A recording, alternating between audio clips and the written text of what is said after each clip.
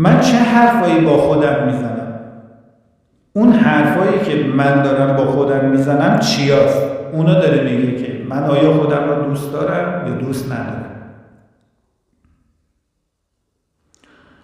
حرفای خوب دارم به خودم میزنم، حرفای امیدوار کننده دارم به خودم میزنم، حرفای دوست داشتنی دارم به خودم میزنم یا نه حرفای نفرت انگیز دارم به خودم میزنم، حرفای ترس‌آلود، حرفای ناامید کننده، حرفایی که ریشه توی افسوس داره، ریشه توی حسرت داره.